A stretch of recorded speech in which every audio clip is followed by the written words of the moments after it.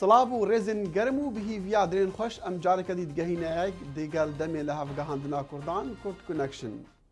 تەماشەوانên hêja nêzîka xewna hezaran dilsozên Kurd ji bo kongreyek neteweyî ji gişt Kurdan re bibte rastî. Niha amadekarî tê nekirin ji bo rêxistina kongreya neteweyî li 24 vê mehê li Hewlêrê paytextê Herêma Kurdistana Iraqê. Li gora agahdariyan pitir ji 500 nûnerên Kurd ji her cihekî dunyayê wê beşdarî kongre bibin. Diyara pêşniyaza dehan sal ji bo rêxistina kongreyek neteweyî bê asteng jî nabe lê her Kurdek bihîviya layerên siyasî û akadîmiyên Kurd vê carê li astê berpirsiyariyê bin û bikaribin Kurdan bi bîr û bawerên cuda cudayên siyasî, hizrî û olî li jêr sîbera yek seywanê bicivînin. Erê divê erkê yekê yê kongrê neteweyî yê piştî çend rojan çi be? Cudabûnên ku ji niha de derdikevin û berçav dibin wê bi damezrandina kongreyî nemînin. Erê kongre wê civînek siyasiya Kurdan be û bê ji bîrkirin yan wê bibe jê derê gotara siyasiya Kurdan ji paşa rojê re? Em di bernama vê carê de mêvandariya siyasetvanekî Kurd Celîlî Azadîxwaz dikin ew endamê komîteya navendiya Komela Zehmetkêşên Kurdistanê ye. Kak wekû gotman basî damezrandinî kongreyekî neteweyî ye. Xelkanêk delên katێkî baş e belsku direngî şe bo kongreyekî we belan xelkanêkin delên ke hewlêkî wa destî pê kirduwa pelepel lê dekirê. Cenabet çi agadarît heye li ser em kongre yan em konferansa netewî ye? Li rastiya kongreyî neteweyî kê êsta biryare li 24 em mangeda bibestre û dest pê bika li Hewlêr dawayekî berdewamî hêza siyasîyekan û komelgayê medenî û gelî Kurd bû li hemû parçekanî tirî Kurdistan we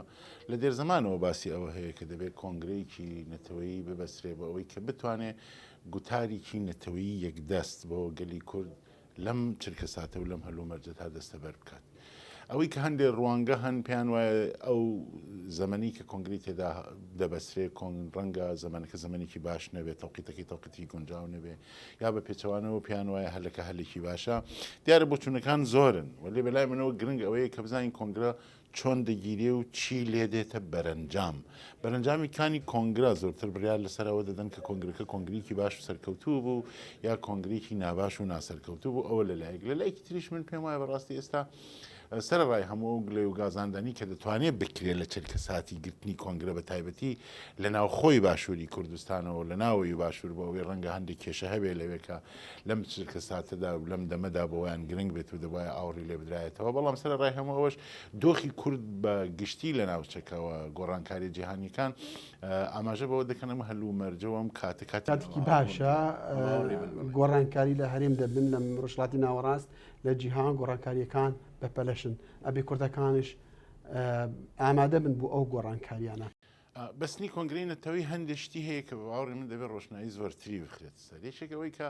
وا بیر نەکرێتەوە بەستنی کۆنگرەی نەتەوەی بریتێ لە پێکهێنانی کۆبوونەوەیەک لەلایەن دەسەڵاتێکی دیاریکراوە یا حیزبێکی دیاریکراوە بۆ سەباندنی گوتاری خۆی یا بۆ ئەجندای سیاسی خۆی یا چەند محوەرێک یا چەند لایەنێک دەیانەوە بێنەوە کار بکەن لە ڕاستی ئەوان نییە. سەرەتا و پێش هەموو شتێک کۆنگرەی نەتەوەی ئەگەر کۆنگرەیەکی بەرفراوان و بەربڵاو نەبێ و دیاریشە بەرفراوان و بەربڵاو دەبێ بە پێ و زانیارانی من هەمە یەکێک لەو حیزبانێکی لە ڕۆژهەڵات کە بەشداری ڕاستەوخۆ لە لیژنەی پێکهێنەر و ڕێخستنی کۆنگرە هەدەین ئاگاداری ئەوە هەم بڕیار وایە 600 کەس لە کۆنگرە بەشدار بن. ئەم 600 کەسە پێک هاتوون لە پێکهاتەکانی جۆرا و جۆری کۆمەلگای کوردەواری هەر لە کۆمەلگای مەدەنی هەر لە ئینجیۆکان هەر لە ڕێکخراوە ناحکومیەکان هەر لە ڕۆشن فکران و کەسایەتی سەربەخۆکان و هەروەها لە حیزبەکانیش ئەمانە هەمویان پێکەوە دەتوانن بچن ناو کۆنگرەی نەتەوەی کورد بۆ پێناسکردنی گفتمانێک یا گوتارێکی هاوبەشی کوردی. دیارە ئەم گوتاری هاوبەشی کوردیە تەنها ئەرکی داڕشتنەکەی و ئەرکی بەرجەستەکردنەوەیکە ئەرکی سیاسەکانی و سیاسەکانیش بە تەنها ناتوان ئەم کارە بکەن لەبەرەوە ڕۆشن فکرانی کورد کۆمەلگای مەدەنی کورد کەسانی سربەخۆ و کەسانی کە ناسینی باشیان لەسەر بزوتنەوەی ڕزگاری خوازی نەتەوەی کورد هەیە لە ئاستی خۆی و منتەقە و جیهاندا و کوردیش نین و کاریان لەسەر کردەوە هەروەها تێگەیشتنی خەڵکانێکی ئەکادیمک لەم مەسەلە هەمووی پێکەوە دەتوانێت هەوڵ بدا بۆ ئەوەی کە گوتارێکی هەڵبەشی کوردی دابڕێژێت. بەڵێ بەڵام دیارە وەکو گوتت بۆچوونی جیاوازش هەن و لە پێکهاتی مرۆڤیش تیوا هەیە کە دەوێت دەسەڵاتی هەبێ دەسەڵاتی بەرزتری هەبێ لە ئێستاوە باسلەوە دەکرێت هەرچەندە بۆ نمونە من ئەوەی ئاگادارم حزبە سیاسەکانی کوردیان ڕێبەرانی کوردستان باسی ئەویان نەکردو بە شێوەیەکی ڕاستەوخۆ بەڵام لە جیاتی ئەوان تورکیا بۆ نمونە قسەی کردووە بۆ نمونە دەڵێ ئەبێ کۆنگرەیەکی وا ئەبێ بە سەرۆکاتی بارزانی بێ بەڵکو پارتەکانی دیکەش دەڵێن شەرت و مەرجیان هەیە ئەگەر وا بوو ئەمە تا چەندێک لایەنەکان جیا دەکاتەوە لە جیاتی ئەوەی بێکەوە کار بکەن بۆ کۆنگرەیەکی وە. لە ڕاستیە هەندێک گۆڕانکاری زەینی و هەندێک گۆڕانکاری گوتاری و کەلتوری لە لای ئەو دەوڵەتانی کە کوردیان تێدا بەش بووە دروست بووە بە تایبەتی لە تورکیا لە پرۆسەی ئاشتیدا دەبینین لە باکوور کە ئەو شتە ڕوودا بەڵام هێشتا بۆ قەناعەت و ئیقناعان نەگەشتون کە بتوانن وەک واقعیەتێکی مەوجود لە منتەقەکەدا وەک بوونی کێشەیەکی ڕەوا و بابەتی لەسەر بسووتنەوەی ڕزگاری نەتەوەی خوازی کورد بە ئاکام بگەن و قوبوڵی بکەن لەبەرەوە بربەست دروست دەکەن هەوڵ دەدەن کێشە بنێنەوە گرفت ساز بکەن و دیارە ئەوان لە پێکێنانی ئاوەها کۆبوونەوەیەک دڵێکی خۆشیان نیە و ڕازی نین چە سووریا چە عێراق چە دەوڵەتی دیکتاتۆری ئێران و چه دەسەڵاتدارانی تورکیا بەڵام ئەوەی کە دەوڵەتێک بێوێ ئەجندای خۆی بەسەر کۆنگرەدا بسەپێنێ بێگومان نەگونجاوە هێزە سیاسەکانی هەر چوار پارچەی کوردستان و ئەو کەسیاتانی کە لەوێن شەکێکی تێدانێ کە قبوڵی ئەوە ناکەن ئەجندای دەوڵەتێکی سیاسی بێت لەوێ دەوڵەتێکی دەرەکی ئەجندای سیاسی خۆی بسەپێنە یا لایەنێکی دیاری کراوە ئەوەی ڕوونا ئەو بانکێشتەی کە کراوە لەلایەن بەڕێز مەسعود بارزانی وەک سەرۆکی حکوومەتی هەرێمی کوردستان بۆ هێزە سیاسیەکان کراوە بەناو سێ نەفەرەوە بانکێشتەکە کراوە بەناو خۆیەوە بەناو سەرۆک تاڵەبانی و بەناو ئۆجلانەوە ئەم سێدانەوە ئەمەش واقعێتەکە نانی حەشا هەڵناگرێت کە ئەمڕۆ لە کۆمەڵی کوردەواری لە کۆی کوردەواری ئێمەداوە لە کۆی کۆمەلگای ئێمەدا ئەم سێ کۆڵەکەی سێ کۆڵەکەی دیارن و سێ محوەری دیارین لە بزوتنەوەی ڕزگاری خوازینەتەوەی کوردیدا بەڵام من بەمەنایەوەنی هێزەکانی تر لایەن بکەن مثلا هێزەکانی ڕۆژهەڵاتی کوردستان هەم بە مێژوو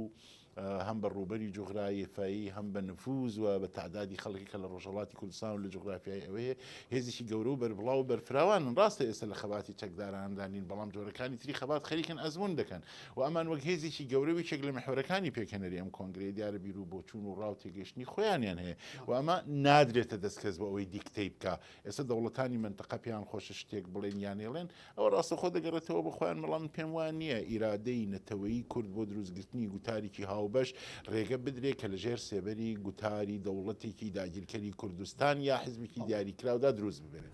کاک جەلیل خۆم پێشترش لەگەڵ هەندێک برادران باسی ئەومان کردووە باسی ئەم کێشەیە بە تایبەتیش ئەگەر نەبێ بە کێشە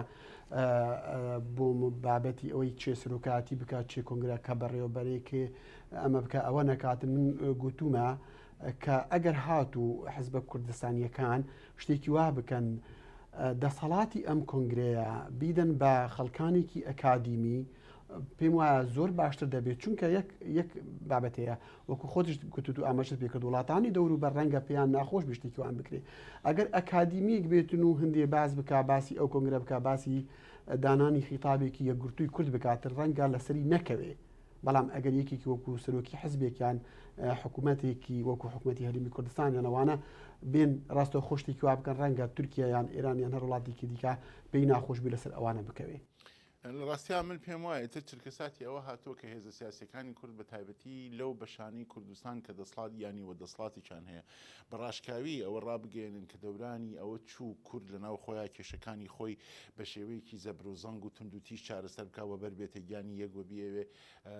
درێژە بە ئەو ناتەباییە ناوخۆیە بداوە دەبێت بە سەراحەت ئەوە بان بکرێ بەسەوەیە کە هەوڵ بدرێ بە ئەوەی کە میکانیزمێک تعریف بکرێت کە ئەو ناتەباییە ناوخۆیانە ئەو بەربوونە گیانی یەکتریە و ئەو مێژۆ کە هەبووە لە پاشکۆی هەموو هێزە سیاسەکانی کوردستانەوە چ لە شەڕی ناوخۆوە چ لە ململانیەوە چە لە دەستێخنی دەوڵەتە منتەقەکەیەکان ئەو بەڕاستی بەشراحەت بڵێن کۆتایی هات دەورانێکە دەبێت هەموو ئەوانە کۆتایی بێت هەموو ئەوانە بنبڕ بکرێن و میکانیزمێک تعریف بکرێت کە ئەو میکانیزمە بتوانێت بەر بەوانە بگرێت لە کۆنگرەی نەتەوەی کورد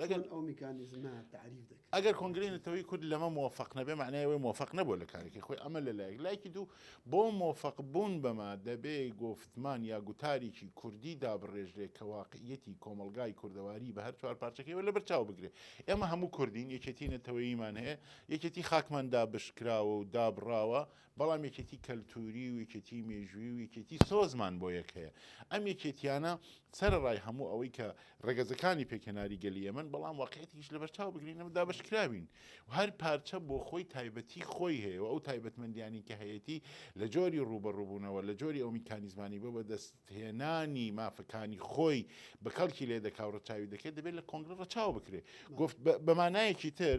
گوتاری مشتەرەک بە مانای میکانیزمی مشتەرەک بۆ جێبەجێکردنی خواستەکانی گەلی کورد پارچەکانی کوردستان نییە. بەڵێ باشە بەدەهێنانی خواستەکان بە جێبەجێکردنی مافەکان یان بەدەهێنانی مافەکانی گەلی کورد زۆر خەڵک ئێستا لە جادەی کوردی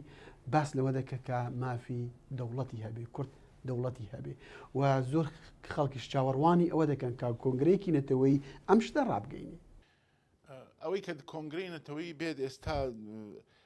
ڕابگەینە کە دەوڵەتی کوردی دەبێت دروست بێ یانە من بەڕاستی ئەوم بەلاوە ئێستا بە یەکێک لە ئەرکەکانی کۆنگرەی نەتەوەیی کورد نازانم، بەڵام ئەوەی کە کورد وەک نەتەوەیەک لە ناوچەکە مافی دەوڵەتی خۆی هەیە و دەبێت دەوڵەتی خۆی بێ گومان هیچ گومانێکی تێدا نیە و دەبێ ببێ. بەڵام ئایا ئەم دەوڵەتە دەوڵەتی یەک پارچە دەبێت، دەوڵەتی هەر چوار پارچە دەبێت، چۆن لەدایک دەبێت، تایبەتمەندیەکانی چین، ئەوانە هەموو جێگەی قسەن کە بە باوەڕی من نە ئێستا کاتی ئەوەیە نە ئەم هەلومەرجەش هەلومەرجی ئەوەیە کە باز لە ئەوەها دەوڵەتێ بکرێت. بەڵام ئەگەریکە لە پارچەکانی کوردستان دەرفەتی ئەوەی بۆ ڕەخسابێ و بۆ لوابێت و هەموو سازوکارەکانی نێونەتەوەی و ناوچەیی و ناوخۆیی هەبێت بە ئەوەی بتوانێت بڕیار لە دروستبوونی دەوڵەتێکی کوردی بدا بێگومان دەبێ بیدا. بەڵام ئەمە لە ڕاستیدا لەم قۆناغەی ئێستادا کاری کۆنگرەی نەتەوەیی کورد نییە. کۆنگرەی نەتەوەیی کورد لەسەر کارێکی چی دەبێت زیاتر بێجگەلەوەی کە گوتت خطابێکی هاوبەشی دەبێت زۆرتر پێداگری لەسەر ئەوە بکا کە میکانیزمی گفتوگۆ و چارەنووسی چارەسەری ئاشتیانە و دانووسان ئەمە خصلەتێک یا تایبەتمەندیەک لە تایبەتمەندیەکانی بزوتنەوەی ڕزگاری خوازی نەتەوەیی ئێمەیە. بزوتنەوەی ڕزگاری خوازی نەتەوەیی ئێمە هەڵگری سێ تایبەتمەندی زۆر گرنگە کە دەبێت سیر بکرێت. یەکێک ئەوەی کە ئەم مافیویستە داوای مافی خۆی دەکات لەسەر مافەکانی خۆی شەڕ دەکات و لەسەر مافەکانی خۆی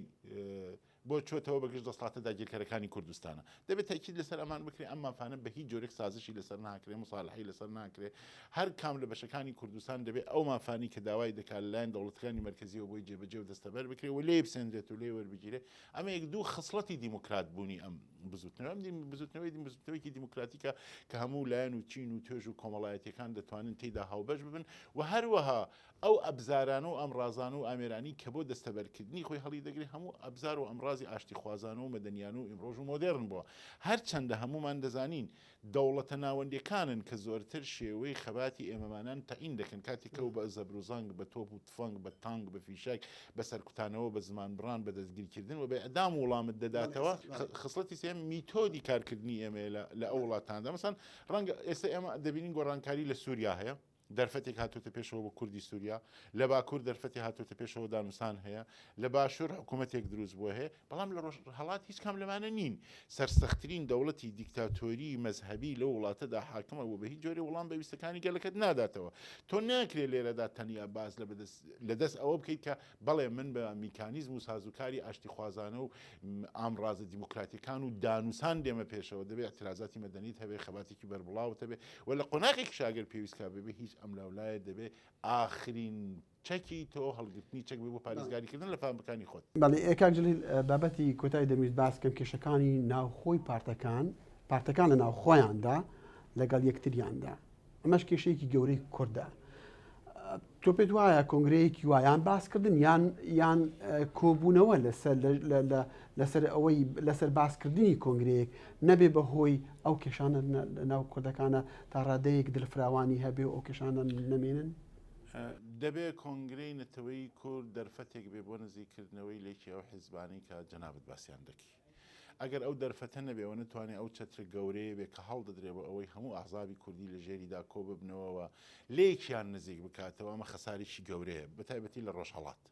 من پێم وایە هەموو ئاحزابی ڕۆژهەڵاتی دەبێت لەو هەلە ئیسفادە بکەن بەبێ وەلانانی هیچ لایەنێک و هیچ حیزبێک و ڕێگە بکرێتەوە کە هەموو حیزبەکانی ڕۆژهەڵات لەوێدا کۆ ببنەوە قسەی خۆیان بکەن و ئەجندای خۆیان تعریف بکەن و پێناسە بکەن. لەبەرەوە من پێم وایە کۆنگرەی نەتەوەیی کورد چ لە ڕۆژهەڵات چ لە بەشەکانی تری کوردستان دەبێت چەترێکی کراوە بێ بۆ نزیکردنەوەی حیزبەکان لێگەوە ئەگەرم کارەکە خەسارە. کاک جلیل بۆ تۆ باسی جیاوازیەکان جیاوازی لە نێوان حیزبەکانی ڕۆژهەڵات دەکەی بۆ حزبەکانی دیکە یان پارچەکانی دیکە جیاوازیان نییە پێم وایە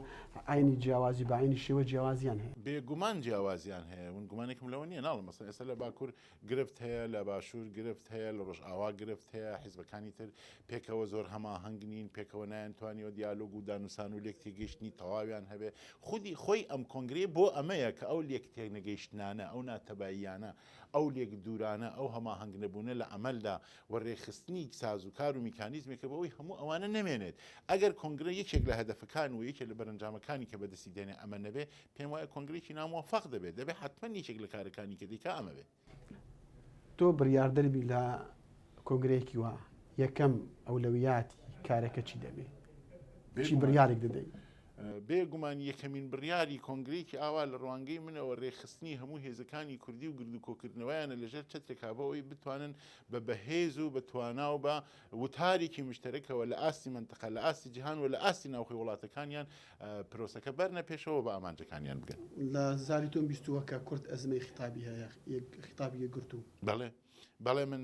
باوەڕم وایە کە کورد لە ئەوڵەن کورد بە ئام بە گشتی لە قەیرانێکی فکریدا دەژی و ئەو قەیرانە فکریە بووە بەهۆی ئەوەی کە قەیرانی خیتابی هەبێ هەر ئەم کۆنگرەینەتەوەی نیشان لەوەیە کە ئێمە بەڕاستی قەیرانی وتارمان هەیە وتارێکی هاوبەشمان نییە ینی بنەما سەرەکیەکانی استراتیژی وتارێکی هاوبەشی کوردی پێناسە و داڕێژرا و بکرێت کە هیچ کام لە هێزە کوردەکان لە چوارپارچەی کوردستان بۆی نییە لەو استراتیژیە نەتەوەیە و لەو گوتارە نەتەوەیە و لە ئەو بنەما سەرەکی و استراتیژیانە لا بدات لە هیچ دۆخێک و لە هیچ شرایطێک و لە هیچ کاتێکدا کاکجێت باسەکان زۆر خۆشن بەڵام وەختەکەمان هەر ئەوەندەیە زۆر سپاس دەکەم زۆر سپاس بۆ دەرفەتەی کە خولقانتان زۆر سپاس سپاس ji bo endamê Komîteya Navendiya Komala Zehmetkêşên Kurdistanê Kak Celîlî Azadî xaz û spas ji bo we jî temaşevanên hêja hûn dikarin vê bernamê û çendîn bernama raportên vîdyoyê hevpeyvîn û babetên cuda cuda li ser malperên dengî Amerîka yan dengê Amerîka temaşe bikin. Facebookê bernamê Kurd Connection îmêla me kurdconnection@voanews.com û heta heftiya bê dexîlê şema Mustafê demê li hevgihandina Kurdan hîviya demên xweş û xweşî û silametiya we dikin.